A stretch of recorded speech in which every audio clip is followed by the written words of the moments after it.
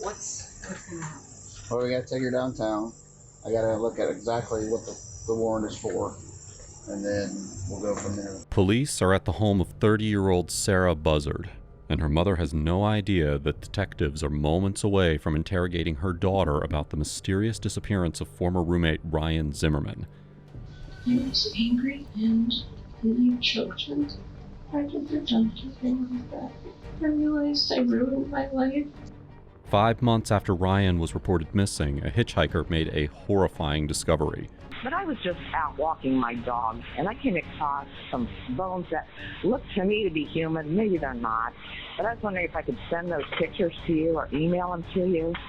This woman had no idea that the daughter she was housing, along with her daughter's friend, were involved in a brutal murder case. And even more shocking, Ryan's death wouldn't be the last tragedy connected to this case. You're going to be booked into there. Whoa! Hey, drop it! Drop it! Drop it! On January 3rd, 2016, a resident of Mercer County placed a 911 call after making a harrowing discovery. Mercer County Sheriff's Office. Yes, I may be just totally off my rocker, but I was just out walking my dog, and I came across some bones that look to me to be human. Maybe they're not. But I was wondering if I could send those pictures to you or email them to you. Okay, where did you find this at, ma'am? Right on Coldwater Creek. I was over walking my dog, right where they're doing the construction, right there. Okay, I don't know where that is, ma'am. Where exactly? Right on 127. Mark and Katie, I am near Grand Lake St. Mary's here in Mercer County, where just days ago, someone walking in the area found bones believed to be human. Now, at this time, investigators are searching the grounds to see if they can find any more remains. The bones have yet to be confirmed human. Authorities say the bones were found Sunday afternoon. The following day, they were taken to Montgomery County Coroner's Office to be examined. As officers from the Mercer County Sheriff's Office arrived on the scene, they had no idea that this grim discovery would connect to a missing persons case in a neighboring county. A forensics expert examined the remains more closely and was able to determine that they were of a male, around 20 to 35 years of age, who was between 5'7" and 6'1" inches tall. But a more accurate identification proved impossible, because the head was missing, as well as the arms below the elbow and the legs below the knees. As if all of this wasn't bad enough, the victim had been brutally dismembered with a saw. The investigators knew that the body had been exposed to the elements for around the last 4 months, which gave the Mercer County Sheriff's Office a timeline to work with. But despite their best efforts, they weren't able to identify the remains. And after 4 long years, it was looking like the case might remain on a pile of cold cases, never to be solved. What investigators couldn't have known was that the discovery in 2016, at that time, was connected to a missing persons case that had been reported months earlier, more than 100 miles away in Columbus, Ohio. It all began over 4 years ago, in 2015. 21-year-old Ryan Zimmerman was exploring more about his identity, and he often reached out to people online, sometimes referring to himself as M or Emma.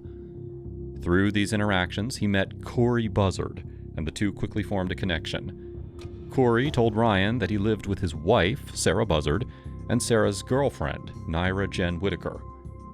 By August 6, 2015, Ryan had moved into Corey and Sarah's home in Columbus. For Ryan, it felt like he had finally found the kind of life and community that he wanted. He also bonded with Jen, and for a short time, things seemed to be falling into place. But, for reasons that no one would fully understand, Ryan decided to move out. In the early hours of September 25, 2015, at 1:20 a.m., he contacted his family. That would be the last time that anyone ever heard from him. As the days stretched into weeks and then months with no word, Ryan's family grew increasingly desperate, finally filing a missing persons report on November 17, 2015. But it would take 4 agonizing years before the family would finally get the answer to the harrowing truth about what had happened to Ryan. After nearly 4 years, a family is getting closer to closure. Earlier today, the Mercer County Sheriff's Department in Ohio released the identity of human remains found back on January 3rd, 2016. The victim, 22-year-old Ryan Zimmerman. In 2020, When investigators finally confirmed that the remains belonged to Ryan, one of them sat down with his father to deliver the devastating news. It doesn't appear that he had been, buried there or anything like that. It seems more like he was placed there. We did not find portions of him being the lower portions of the legs, the lower portions of the arms, or the skull. There was apparent saw marks, okay? What marks? Saw. Oh, saw. Right. When he was found, it was basically skeletal remains. What does it sound like? Gangland or some kind of sick trafficking or what the hell? I mean, who would do something like that? And those are all questions that we are hoping to work to try to get some answers for Ryan and for your family. Okay, we've been in contact with Detective Tucker of the Columbus Police Department, who was assigned. Yes, I know her. Okay, so we've been in contact with her already, and we're going to do our best to work a joint investigation. Obviously we understand there's some circumstances there in Columbus with the vehicle that had been located abandoned. Although Ryan was last heard from on September 25th, 2015, activity was recorded on his Gmail account 2 days later. A search for how to reset ASUS tablet. Things took an even stranger turn on September 27th, when Ryan's red Ford Focus was found abandoned at Woodrow and Champion Avenue in Columbus. The car's license plates had been removed, but no explanation for this was ever found. Then, on October 7th, Ryan's cash card was declined at an ATM. If he had still been alive at that point, why hadn't he contacted his family? To move the case forward, investigators needed to speak with the people who had last seen Ryan alive. With help from his family and friends, police tracked down his former roommates, Sarah Buzzard, Corey Buzzard, and Jen Whitaker. Detectives soon learned that Corey and Sarah had separated not long after Ryan's disappearance, finalizing their split on January 4th, 2016. Behind the scenes, Sarah had grown closer to Jen, and just weeks later, on January 26th, the two were married. Shortly after, they left Columbus and they resettled in Marion, Indiana. Hello, police department. Hi. Looking for Sarah. That's me. Couldn't step out for me. All right, sorry I had to wake you. No, I'm sorry. Can I do for you? Well, I think you got a warrant. Warrant? What? It's out of Ohio, I think. It's a theft warrant, I believe. Okay. All right, so we have to take care of it. 002, I've got her out front. All right, so go ahead and turn around, put your hands on your back for me. Is anybody else in the house with you? Who else is inside with you? My mother and my wife. Okay. I just saw someone walking in the back door. The older woman would be my mother. My wife is still asleep. So there's two other people in the house? Yes. Okay. I don't want to sound nervous, but do you have any weapons or anything in the house upstairs that I need to worry about? I don't think so. Just don't. I don't want them coming out with a gun or anything like that. Sarah told the officers that her mother and Jen were inside the house, and soon both of them came out to join her on the porch. But before we continue, let's talk about something that's been bothering us. You ever notice how the internet seems to know a little too much about you? You search for something once, and suddenly every ad knows. That's not a coincidence. It's how the system is designed. There are entire companies, data brokers, whose entire business is to collect, package, and sell your private info. Your phone number, your home address, your email, even your family members. And they sell it to anyone. Marketers, scammers, stalkers. No consent, no warning. When we looked ourselves up, just our names and emails, dozens of sites had our information listed. It felt like someone built a digital dossier on us and left it wide open. That's why we decided to use Aura, today's sponsor. Aura is like a digital bodyguard. It finds where your info is being sold and scrubs it off automatically. No paperwork, no rabbit holes. They handle it all. Aura doesn't just stop at removing your data from broker sites. It also monitors the dark web and alerts you if your personal information shows up. You'll get real-time fraud detection tied to your credit and banking activity, plus Tools like a secure VPN, antivirus, and a password manager, all in one app. And if something ever does go wrong, you're backed up by up to $5 million in identity theft insurance and 24/7 US-based support. Try it free for 14 days at aura.com/thevillains. In those 2 weeks, you'll discover where your data is being exposed and sold. We're not leaving ourselves vulnerable, and you shouldn't either. Where do you need any food? Ma'am, I don't know. I can't give you much more information than that, okay? Is this a jacket? Where's yours going to the police precinct? I don't know. Is this a shirt? I don't know. This is step in the back. Okay. You guys want to help? What? I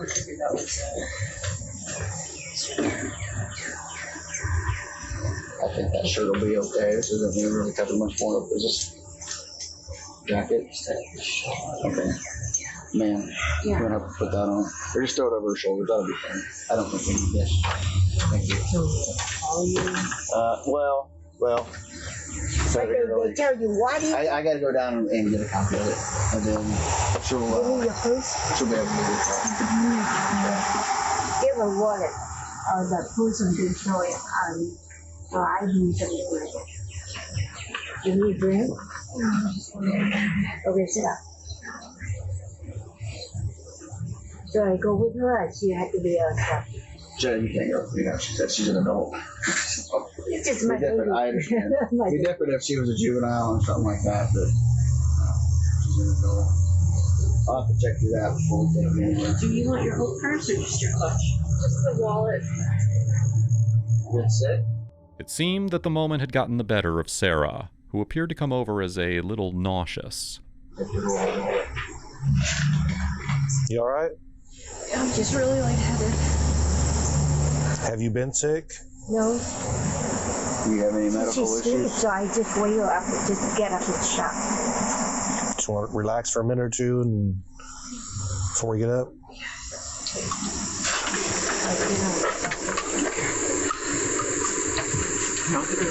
Yeah. Good.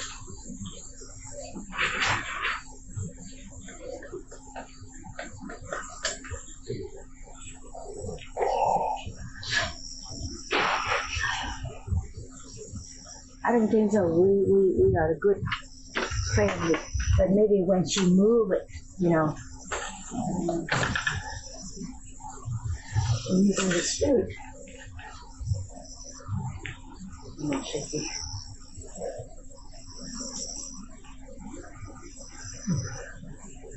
Just a little bit. Okay. So what's going to happen? Well, we got to take her downtown. I got to look at exactly what the warrant is for, and then we'll go from there. So I can. It's through Ohio, so they sent us over here. So others sent the warrant over here. So yeah, that happens. We get them from out of state all the time. You know what I mean? If they'll extradite, then they'll extradite. And as soon as Sarah was able to stand, she was taken down to the station for further questioning. Okay, and where did you live at when you were in Columbus? I lived at a few different places. Okay. All of them were apartments. Okay, and did you have a roommate? My husband at the time. Okay, and that would have been? His name was Corey. Okay. And when did you get married? You said husband at the time? After graduating high school. Okay. And before starting college. Okay. And he moved there for college as well? Or? Yes. Okay. And was there, you said in an apartment, I know sometimes going to college it can cause for some tough times with finances and things too. Did you ever bring any roommates in, anything like that? At my very last apartment, we had I don't know if they were officially written on the lease, but they were a friend of Corey's. Okay. And they were there for a few months. I don't remember exactly how long. I didn't have much to do with them. Okay. And who would the friend have been? I don't remember what their real name was, but we referred to them as Emma. Okay. Could it have been Ryan? Possibly. Okay. And that's a little bit about why we're here. is talk about Emma, also known as Ryan Zimmerman. He went missing. Are you familiar with any of that? No. Okay, so I guess tell me what you know about Ryan. Or Emma, if you know him as Emma. Yeah, okay. It's a little bit of a touchy subject. My husband at the time had sexual interests. They had talked online extensively, and he had invited them to come stay with us, which I did not want to happen, but long story short, it did. So they drove under the agreement that they would pay part of the rent, and within, I think I gave them 3 months, that they would find a job and find their own place, which did not happen. So Corey ended up asking him to leave, which he did because I guess he found a new boyfriend or something and just up and left one day, and we didn't hear anything from them again. Sarah explains that Ryan's not being able to find a job was a concerning factor for them, and Corey felt that he had no other choice but to ask Ryan to leave. Of that, but were you there whenever Emma did leave? Somewhat. Okay, tell me more about that. I know that they had tried to plead with me to give them another chance, but I said that I'd already given too many chances, and that it was Corey's call ultimately. And I remember them packing, and either I went to the store, I was in a different room, I don't remember, I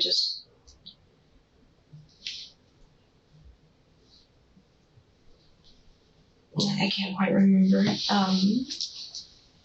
Who was all home at that time? I was, Corey was not, and then my girlfriend was over. So we might have been in the living room. I honestly, I don't remember. Okay. I just know that 1 minute Emma was there, and then the next he had just left. Okay. Did you see him leave? Like pull away in a vehicle or something? Somebody pulled up, and he got in the car and drove off.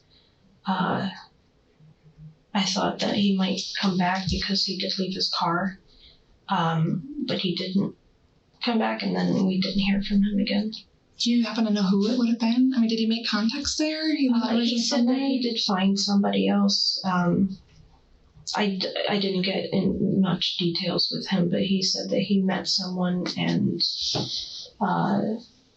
had mentioned that he might move in with them, or at least see how things went. That's as far as I know. Did he leave with you said he packed some things. Did he leave with a bag? Yeah, the suitcase or duffel or whatever he came with. Okay, and then he left his car? Mm-hmm. Okay. What kind of car did he have, or what color or anything like that? Do you remember?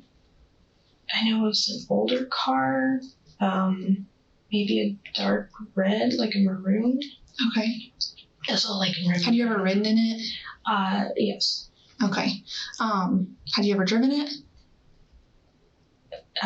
Yes.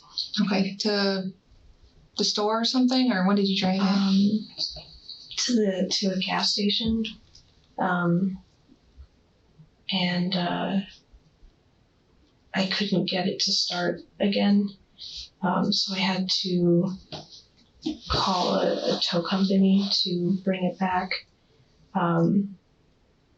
But I was embarrassed about it because I didn't really have permission to drive it. So did you drive it while he was still living there? No, this was after he'd left. After he'd left. Okay. And how did you get it started in the first place, if you want? It started fine. I noticed that it was low on gas, so I went to the gas station, filled it up, and then I couldn't get it to start again. Okay. Were you by yourself during this? My girlfriend was with me. Okay. While Sarah spoke with the detectives at the station, investigators back at her residence spoke with Jen about Ryan.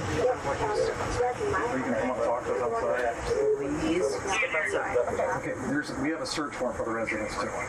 Okay, so we're not stepping outside. We're working a missing persons case from Ohio. The Ohio Attorney General's office has a task force with missing persons. Okay. And Ryan Zimmerman lived with you guys in Columbus in 2015 with you and Sarah and Corey September 2015, right? And he's missing. And you guys were like the last people to see him. So we're trying to figure out where he's at. His dad reported him missing, okay, in 2015. And then we have got evidence that you guys were together in 2015, okay? Him? Mm-hmm. In Columbus, at the apartment. Where were you living at then? In September 2015 in Columbus. You're living with Corey and you're living with Sarah, right? In 2015. In 2015, correct. This is 2015. Was there another person there living with you at that point in time? Yeah. That came in? Emma? Yep, that's who we're talking about. Yeah. So we need to ask you questions. We're trying to find out where Ryan Zimmerman is. But what Sarah had told investigators directly contradicted what Jen was about to tell detectives back at home. Okay. Did he have a car or anything that he would have left with? Did he take the bus? Yeah, he had a car. He left with what? Car? His car? What kind of car did he have? Did you ever ride in the car? Yeah.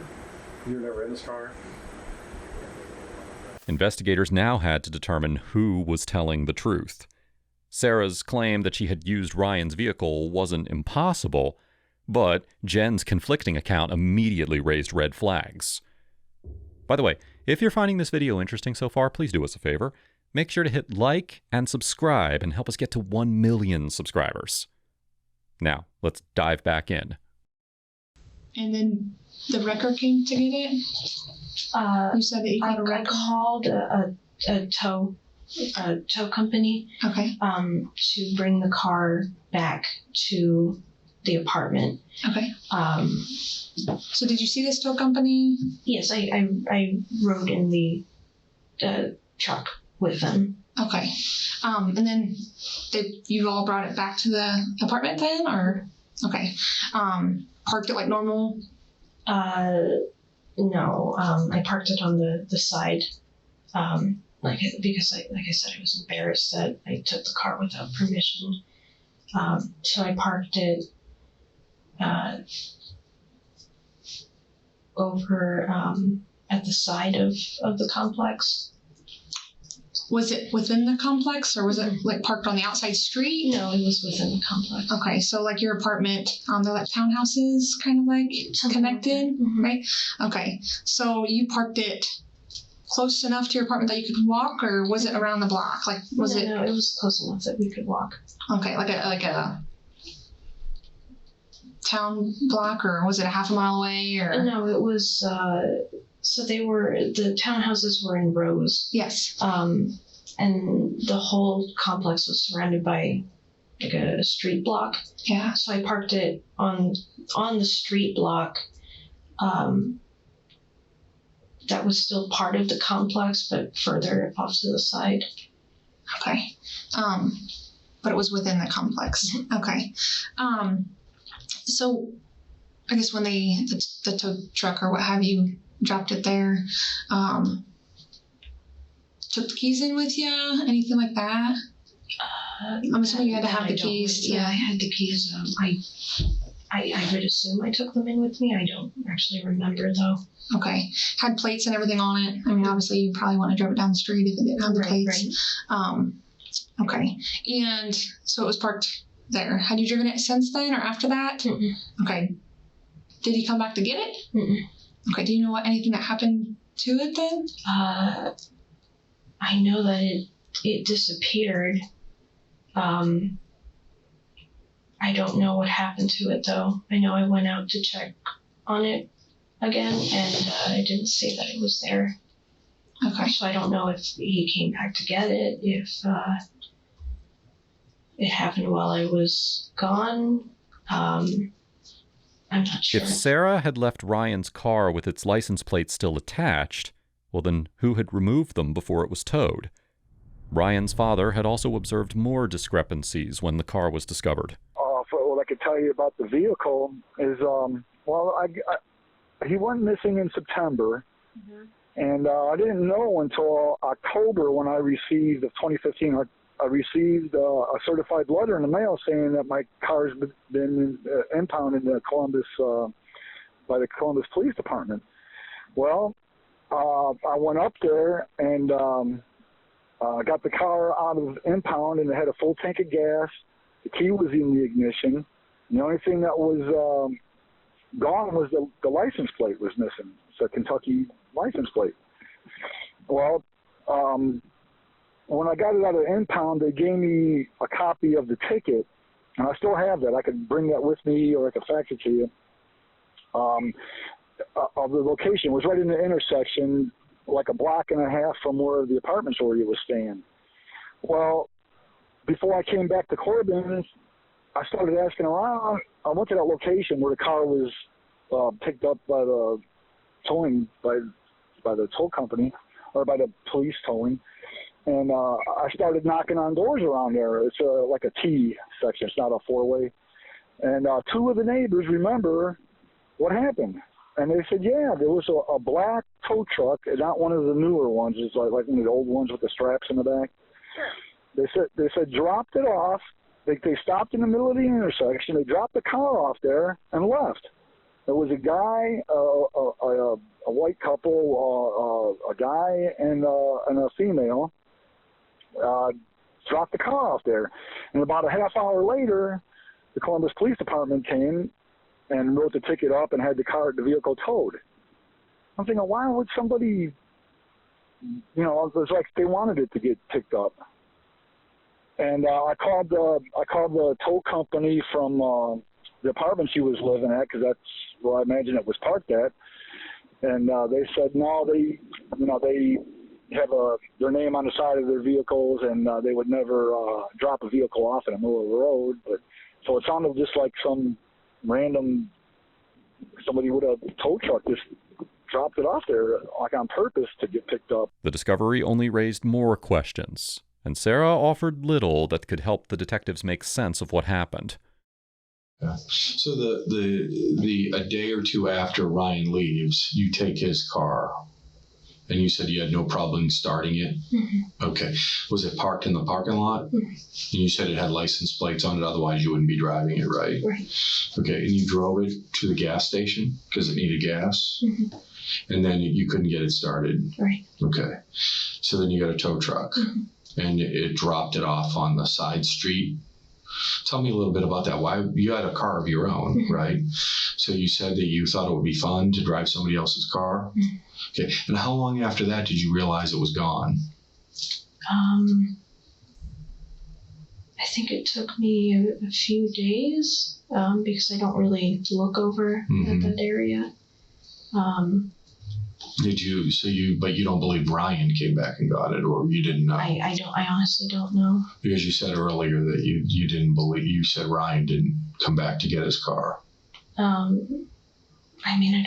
don't think the only way that he could have come back to get the car is if he did it when I was gone, and then Corey was there so he could get his keys. Yeah, that's another question. To explain the key ring to me. So do you find it odd that Ryan now is leaving for good?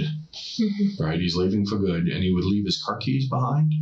That's why I thought he was going to come back for the car. When investigators approached Corey for information, they encountered a potential witness who seemed hesitant to speak. You're not in any trouble. I don't have an arrest warrant, nothing like that, Corey. Okay, we just want to talk with you because your name was brought up as a witness in a case of what? A homicide. Homicide? A homicide. I don't recall witnessing any homicides. Okay, well then it shouldn't take very long. You know what I mean? But like I said, we just want to talk. I just don't like standing at people's doorways talking. I don't know if you have 10 people in there. You know, that's just an officer safety thing. No. So. Can you give me some information about the case so that I know if I can help you or not? We will. We'll explain all that. Shantae is already there. She's heading there. She's in the car with another detective right now. Because her work is not exactly next door. So it's going to take them just a little bit to get there. Okay. While Corey was being interviewed, another person of interest was questioned. Someone who could potentially clear him of any involvement in Ryan Zimmerman's case. Investigators learned that around the time that Ryan had vanished, Corey had checked into a hotel with a friend visiting from Athens. The two stayed there from September 25th until September 27th, the same period when Ryan went missing and his car was later towed. This timing was suspicious, but ultimately Corey was ruled out. Evidence confirmed that he had no connection to Ryan's disappearance or murder, and he was released. Sarah and Jen wouldn't be as fortunate. Investigators were about to confront them with evidence that directly contradicted their stories, evidence they would struggle to explain. And there's major inconsistencies about this with your involvement with Ryan. And you know Ryan is now deceased. He is? He's been murdered. And so we have Corey is talking to the Columbus police detectives right now. We just get off the phone with them. So I need to know, like, really what happened here. I mean, this is a bad situation. We really need to know what happened. With the car, we have DNA evidence. We're able to track down your car, the one that you used to own, the time of this incident. We were able to track down the current owner, and we're able to examine it. So we have something happened in that apartment over this weekend that we're talking about, which is the weekend that you recall, the weekend that you dropped Corey off with that girl in Columbus. Do you remember that? I remember it was a weekend. Yeah, it was a weekend. And so we have major problem here, okay? And something terrible happened, and we just need to know how it happened. It's not necessarily, it could have been something that just happened, but there's only a few people who know the truth. Corey's talking and gave us a bunch of details. It's not fair to me to go into those details with you, what he's telling me, because it's only fair that I hear from you, okay? So you're gonna have to tell me your version of this, and to see if it matches up with the evidence we have, because something is terribly wrong here. Meanwhile, the investigators dropped a similar bombshell on Jen. Before, when you said you guys were never in the car, you and Sarah were never in the car, right? It's not totally truthful, is it? I don't remember ever being in that car. You and Sarah were in the car at one point, and you had to fill it up with gas. I'm sorry. This is my phone. Oh, Yeah. I'm sorry. That's all right. No, I won't take your phone. This is mine. I'm sorry.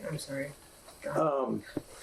So you weren't being truthful on that because you guys were in the car. Okay. So tell us about that, please.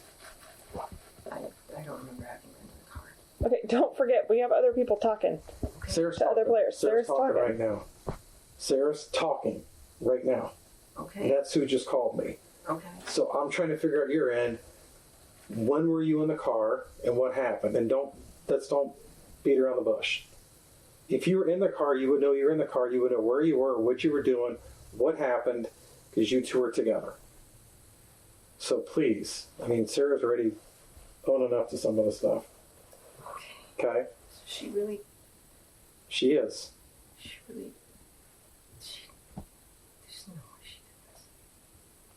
She said you guys were in the car. She's talking, right? And part of it is you two were in the car. We need you to tell us your version when you guys were in the car. And what happened. Because something, and I can't tell you this information, but you know that she's speaking for me to give this information to you, that we know that you two were in the car. Now, how would we know that? Investigators began playing the suspects against each other, carefully revealing bits of what the others had said, hoping that the pressure would push Sarah or Jen to finally tell the truth. Corey's given a whole nother version of what you just said. Please tell me the truth. I'm not comfortable talking about this. We have a young... Was it an accident? Yeah. I don't know what was an accident. With Ryan. I didn't even know that he was dead. Sarah, come on.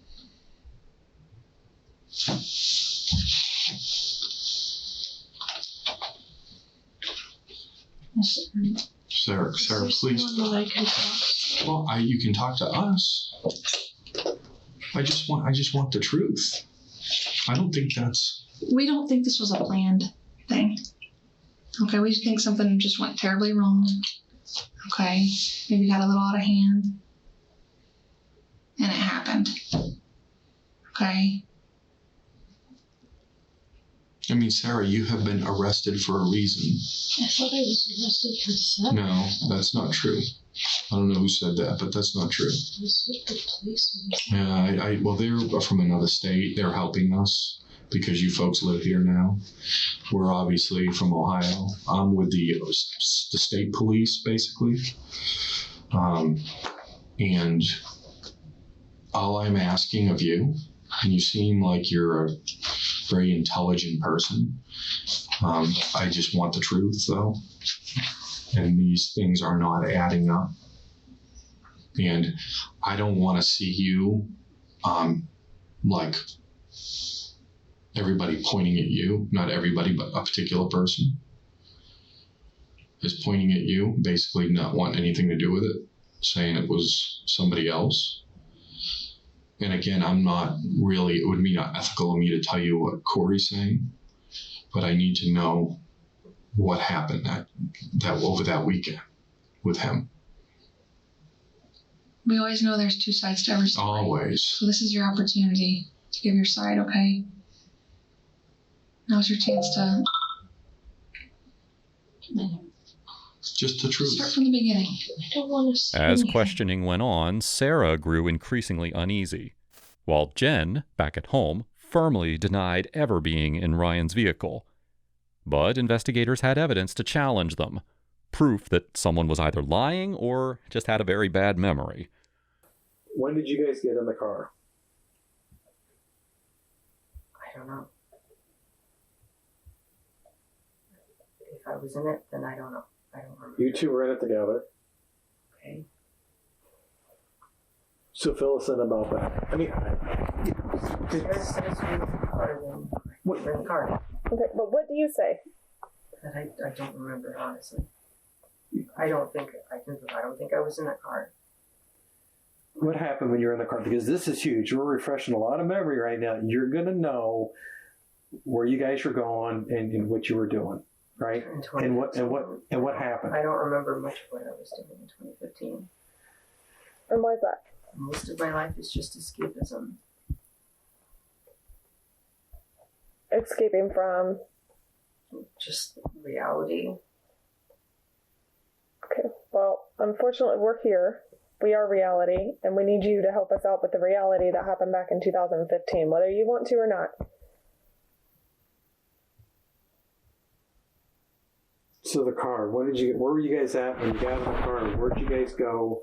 And then something happened, right? I don't remember the car. What color of the car did Ryan have, or Emma have? I don't know. You've never seen this car before? It was parked outside your apartment. You guys were in it? I'm sure I've seen it before. Okay. Well, let's just start with the color. Help jog your memory. I don't know. I don't know. What happened when you guys were in Emma's car? I don't remember being in the car.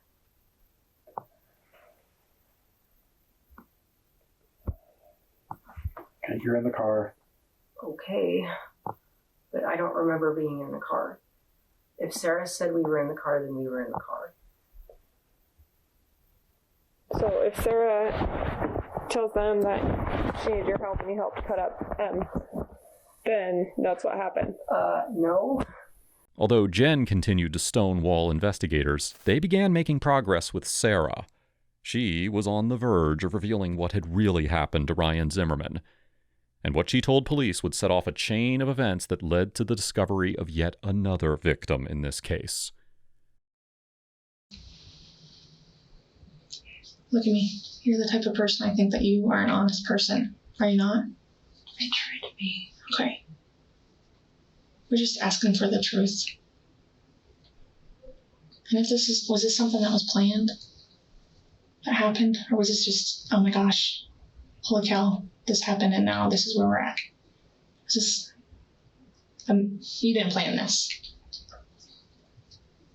Look at me, is that correct? Just tell me what happened. I just want to hear it from you. I don't want to just have everything from everybody else. Go ahead and start from the beginning, okay? It was an accident. Okay. It was an accident. Accidents happen every day. So what happened? And I'm a little hard of hearing, so I'm sorry. I was angry. Okay, I get angry too. And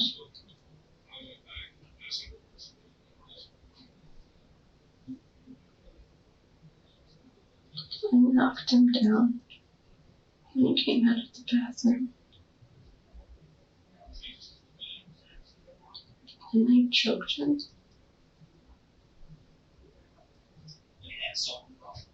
And then I didn't know what to do. I've never done anything like that. And I got scared to know what to do. You were scared. I realized I ruined my life. So tell me more about you knocked him down. He was coming out of the bathroom and I came up behind him. And I put him in a chokehold and knocked him down. Did he pass out? Were there words exchanged? He passed out. Okay. And I didn't let go. Mm-hmm. And then it was too late. Tell me more about too late. He stopped moving. Could you tell if he stopped breathing? He started turning white.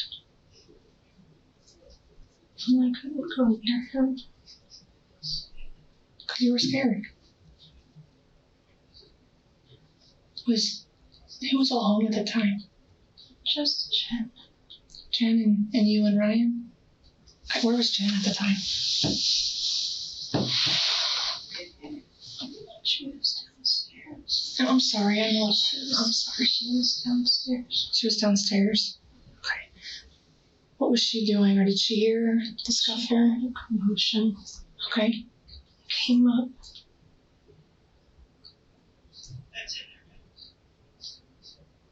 And she helped calm me down. And then we had to figure out what to do.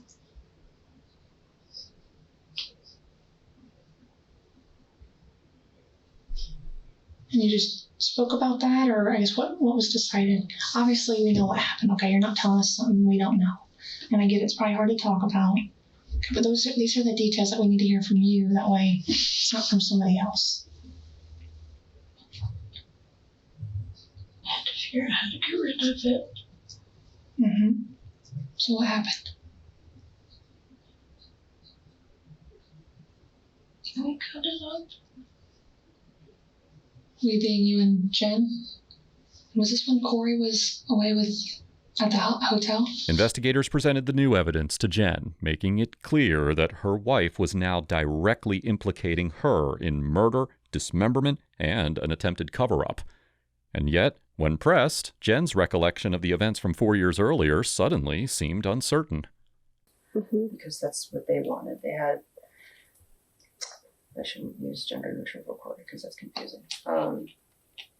Corey had like papers written up about, I forget what he calls it, like the trifecta or perfect relationship. But it involved one man, one woman, and a trans woman. Okay. And I didn't want any part of that. Sure. I'm assuming that's why they brought M in, but he had shown photos of M, and they looked kind of feminine.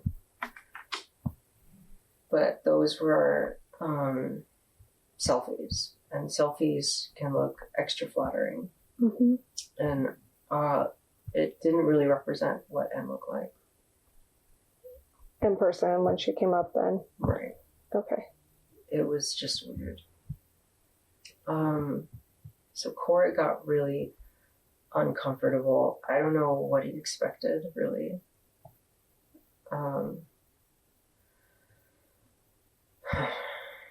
Sorry, I'm very tired.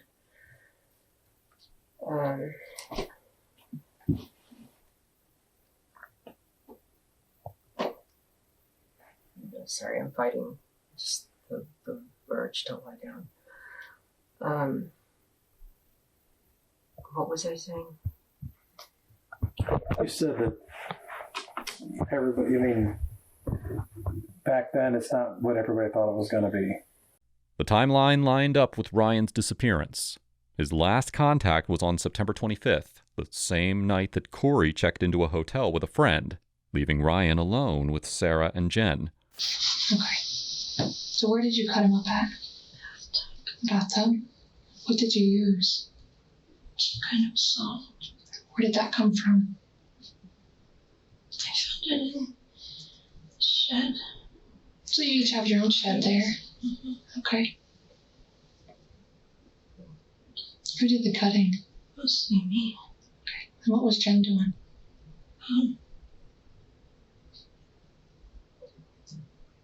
Taking care of other stuff like clothes. Ryan's belongings? Okay. What was she doing with his clothes? In bags. Okay. And placing them somewhere, or? Just for us to get rid of later. Okay. So you were cutting him up. This probably made things obviously uncomfortable, but when you were cutting him up, where did you put like the limbs and things? Bags. Kind of like the ones we showed you? The blue tape. Did you see that blue tape? Would that have been your tape at home, or did you guys go buy that? I didn't. I actually don't recognize the tape. You don't recognize the tape? Okay. What color bags, I guess, did you put him in? Did he fit in a couple bags, or have to do? I know there were a lot of bags. Okay. And where did you cut him at? And again, this is all stuff I already know. Okay, I just need to hear it straight from you. The joints. The joints? Can you point to I guess what you mean by joints? The elbows. The wrists, ankles, knees. And then up here? On the neck. Okay. So you get him all cut up. Does Jen help cut him up? Not really. She wasn't feeling well. She was kind of sick. Okay. So I took over most of it. But did she help a little bit at the beginning? Okay. We were both really scared. Sure. So you got him cut up, then what happens? We have to figure out where to put everything. So where did you say you put his belongings? Where did those go? Like his clothes and his... Just in one of the bags. Okay, and where did those... We put those in a bin. Like a dumpster? No, like a Tupperware bin. Oh, okay. And where did that go? In the back of his car.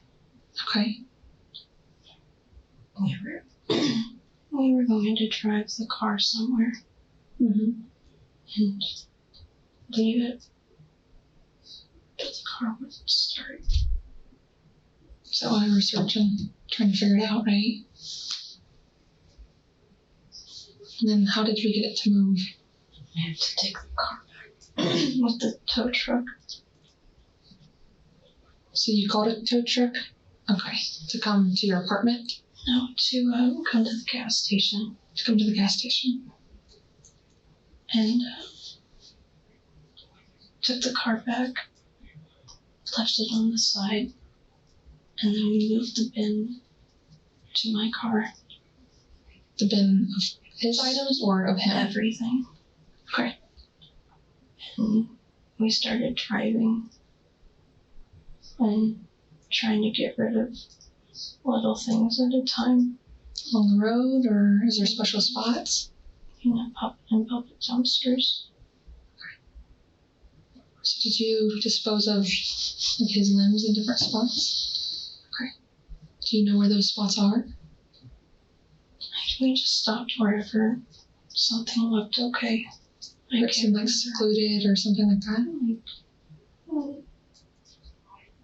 Sarah admitted not only strangling Ryan to death at Apartment F, but also claimed that Jen was equally complicit. According to her account, the two dismembered Ryan's body and then methodically cleaned up the crime scene. They packed portions of his remains into Tupperware containers and used Sarah's Toyota Corolla to transport them to multiple locations before ultimately disposing of the evidence. Couple gas stations. Mostly just public dumpsters. I really don't know. Do you recall stopping along? Okay, so you're driving. Do you drive to a final destination at some point? Where is that at? It wasn't planned. I kept falling asleep. Sure. So where do you drive to? Salina. Salina, Ohio? Okay. And that's in Mercer County? Do you know that? I know what the county is. Are you familiar with Salina? Would you travel through that way? Did you recognize it before traveling? Okay. So you get to Salina, and then what happens? We dumped everything. We dumped the main body. Okay. Because I was so tired. And you dumped it where? Yes. Some woods. Some woods. Okay. Had you already dumped some of the rest of the body? That was all we had left. Okay. Just the main body. Okay. Do you recall where you dumped the other parts of the body? Possibly in dumpsters at gas stations? Did you stop at any other woods or creeks or anything? Okay. Did you plug this in your phone? Like a GPS type thing? I just started driving. I don't remember. Okay. I just know that we started driving. I feel like we wanted to maybe end up in Illinois. Just like in my thinking. Sorry, I'm so hard of hearing and I don't want to be rude and keep telling you to speak louder, so keep on this right here.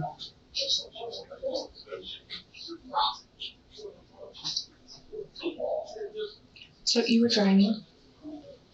Okay. And got to Salina. And I missed that last part. I'm sorry. You said you were driving We wanted to get to Illinois. You wanted to get to Illinois. Like I couldn't make it that far. Because you're tired? Okay. Why did you want to get to Illinois? It's far away. Okay. You just wanted to be away from everything. Meanwhile, investigators informed Jen that Sarah had confessed, giving them everything that was needed to bring her in for questioning. But Jen had other plans. She was prepared to go to extreme lengths in order to avoid arrest. One investigator sensed that something was off, but no one could have predicted what would happen next. Sure. don't have any like weapons in there, do you?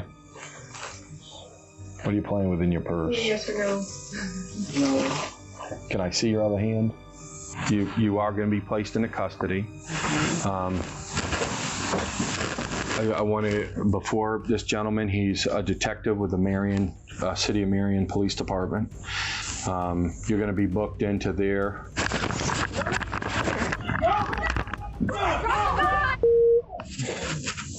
That sudden redacted blast was from a firearm. The investigator's instincts had been proven right. Jen had hidden a firearm, and rather than face the consequences of her actions, she used it to take her own life.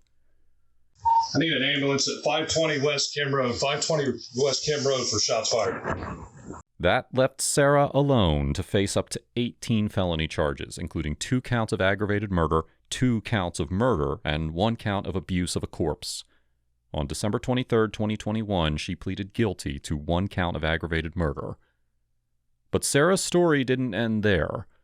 On June 1st, 2022, she gave investigators a new account, this time clearly identifying who had been the ringleader in the brutal killing of Ryan Zimmerman. On the morning of the 26th,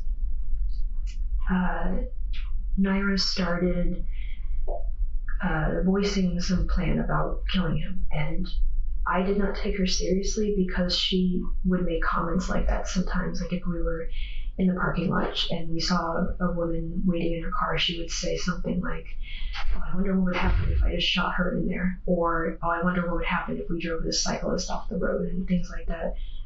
She never acted on them, so I never took her seriously. So when she started saying things about killing Ryan, I didn't take her seriously. Did she first say something that morning, or had she said something prior? She may have made passing comments prior, but nothing major. It was less about murder, more about just violence. But I can't remember. Okay. But if she did, they were short and passed, and then that was it. Mm-hmm. When I went upstairs at some point during the day to get something out of the office, Ryan had left a note propped up on the staircase banister asking to talk to me, and I really didn't want to talk to him because I just wanted him to go. Mm-hmm. So then I went back downstairs, and then later on, when I went to use the bathroom, as I was exiting, he stuck his head out of his room and said, "Can I talk to you?" So I finally did. I sat on the floor and listened as he cried and begged me to give him a second chance. He said that Corey hated him and that he won. I tuned a lot of it out because I knew he just wanted a second chance. But I told him, "Look, I'm sorry that Corey said that and that he wanted you to leave before your 3-month period, but if that's what he wants, then I'm going to stand by it. Plus, I pointed out, you haven't tried to go to any of your job interviews." Sarah alleged that Jen had conceived of the entire plan and seemed determined to see it through. He agreed to it. So then I left, I went back downstairs, and I filled in Naira on what he had told me. And that's when she went back to fleshing out the plan. I still didn't take her seriously, but I was starting to get worried because of how intricate it was getting. And then when she started gathering tools like trash bags, bleach, the handsaw from the shed, I realized she was serious. So I tried to talk her out of it, calmly at first, and then I started getting a little hysterical. And she told me that if I didn't help, that she was going to do it anyway, and that it was going to be a lot messier and a lot harder to get everything done by herself. If Sarah was to be believed, she had gone along with Jen's plan in order to permanently remove Ryan from the apartment. So she said that she would just give me a small role to play, but she would do most of the heavy work. And usually at this point, the attorneys ask me, "Well, why did you do it? Why didn't you call the police? Why didn't you kick her out?" And it was because I loved her. I knew that she wasn't a good person. I knew that she was kind of borderline sociopathic. She liked to manipulate people, including me early in our relationship, but she was the only person who had been there for me through everything that Corey had put me through. And she was the first person that I actually felt like cared about me. Maybe not so much at this point in our relationship, but later on, she was fiercely loyal to me. And so I didn't want to lose her. So I agreed that I would help. So in the evening, we waited until Ryan went upstairs to use the bathroom, and then we both went into the office. She had a rag that she dipped in bleach, and she had a bottle of vinegar next to her to add to it when the time came, because I guess they had some kind of chemical reaction and released some kind of poisonous gas. I don't really know, but she did the research for it. So when Ryan came out, I was waiting in the doorway of the office, waited until he walked down the hall, and then I jumped on him from behind, put him in a headlock and pulled him down to the floor with my body weight so I could hold him while Naira came and straddled him and then pressed the rag over his face. When he started making these guttural gasping noises, Naira let me get out from under him, and I curled up in the office and cried. I didn't want to look at her or him. I wish that I didn't have to do it, but it was done. But their plan wasn't finished. With Corey expected home in just a few days, Jen and Sarah had to act quickly to cover their tracks and convince him that nothing sinister had occurred in the apartment while he was away. I'm horrified, but there wasn't. I didn't stop. I didn't stop her. I didn't. What was the problem? Yeah. So I stayed in the office. I didn't know that she had put duct tape over his face until the prosecutors or you, or I can't remember, somebody told me that when they examined the head that there was duct tape on it. So I didn't see her do that. I'm guessing she did it to make sure that he wouldn't breathe if he wasn't fully dead. And then she asked me to help her move him into the bathtub, but I wouldn't do it. I said I didn't want to see his face. I couldn't bring myself to look at him. The only thing I could see were his calves sticking out, and his skin had turned white, so I knew that he had died. So I stayed in the office for a while until she did get him in the bathtub, and she had put a trash bag over his head and severed it, and then put that into the freezer so that she could deal with it later. And she started using the handsaw to take off his hands and feet at the joint. And at that time, because his face, I didn't have to see his face anymore, I came out to help, and she gave me his clothes, instructed me to put it in a trash bag while she worked. And after, I'm not sure how much time passed, it felt like maybe an hour, she started to get intestinal cramps. So she went to lie down and said I had to take over. So I put the hands in one bag, the hands and the feet she told me to put in a bag, and then she also put it in the freezer for later because she said those would be the two big identifying factors and she would have to deal with them separately. So I removed the forearms and the calves at the joints, and it was slow, exhausting work, and I did not work fast enough. Her original idea was to cut up everything into as small of manageable pieces as possible and then dispose of them that way, but we didn't have enough time to do that, so we just had the head, hands and feet, the forearms went in one bag, the calves went in another bag, and then we just had to deal with the torso. Of course, Jen could no longer respond to these new allegations, leaving Sarah to face justice on her own. A woman charged in Mercer County for the death of Ryan Zimmerman back in 2015 has now accepted a plea deal. Sarah Buzzard has accepted a plea deal where she would plead guilty to aggravated murder in exchange for the dismissal of the other charges. An agreed sentence of 30 years to life in prison was also recommended to the court before the plea deal was agreed to. Sarah was sentenced to life in prison with the possibility of parole after 30 years. Finally giving Ryan Zimmerman's family some measure of closure after years of uncertainty. If you found this case shocking, well, check out my video on the identical twins who nearly got away with murder.